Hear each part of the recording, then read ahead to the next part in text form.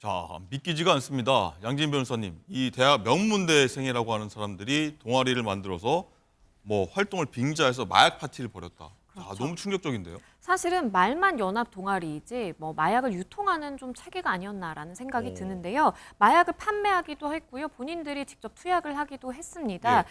연합 동아리라고 해서 회장이 이렇게 회원들을 모집하는 식으로 진행이 됐는데요. 대마부터 신종 마약까지 가리지 않고 유통을 했고요. 심지어 던지기 수법으로 마약상으로부터 마약을 구매해서 회원들을 상대로 웃돈을 받고 판매를 하기도 했습니다. 결국 마약류관리법 위반으로 지금 이 회장을 비롯한 동아리 회원 6명이 기소가 된 상황이고요. 예. 8명의 경우에는 조건부 기소유예 처분이 된 상황입니다. 예. 자, 교수님, 이 동아리 들어가려면요. 외모 보고요, 학벌 보고, 뭐 집안 보고 엄격하게 면접까지 봤다고 합니다. 이 동아리가. 네, 야, 이거는 어떤 조직이라고 봐야 됩니까? 글쎄, 대학생들이.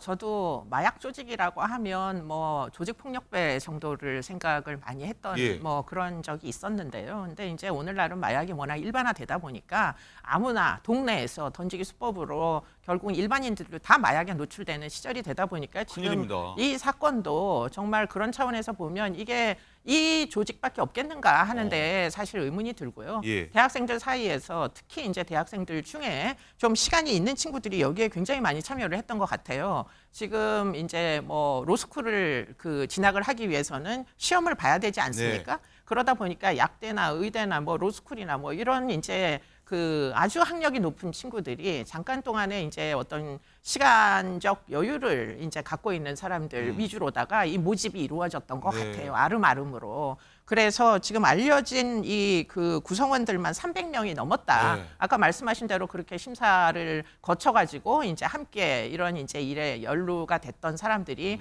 300명이 넘는 명문대생이다라는 데서 정말 경악을 금치 못하게 맞습니다. 하고요. 정말 인지력에 있어서 상당 부분 자기가 이런 선택을 하면 결과적으로 어떤 이제 결말이 있을지 뻔히 알면서도 지금 참여를 했다는 것이고, 더군다나 이 친구들에게 문제가 된 게 뭐냐, 이게 사실은 텔레그램이라는 사실 다크웹 속에서 지금 이런 종류의 일들이 이루어지다 보니까 사실은 일반 수사를 해가지고는 검거가 불가능했다는 거예요. 그렇기 때문에 이제 아마 검찰 측에서 한두 명의 이제 A라는 자를 추적하기 시작했는데 네. 금융거래 흔적이 아무래도 수상하다 해가지고 그걸 네. 추적을 해서 지금 이 조직을 일망타진하게 된 것 같고요. 그럼에 있어서 지금 코인으로 거래를 한 또 현금이나 코인 거래를 해가지고 흔적이 남지 않게 하는 그런 수법을 썼다는 치밀하네요. 거거든요. 그러니까 그거는 사실 전문화된 범죄 조직이 아니고는 그와 오. 같은 일을 저지르지를 않는데 네. 지금 이 조직은 일반적인 그냥 초범자들의 그룹이라고 보기는 좀 어려움이 그렇군요. 있습니다. 네. 자, 양진 변호사님, 일단은 이 치밀하다고 보여지는 게 이 고문 변호사까지 이 피의자들이 고용을 했다고 합니다.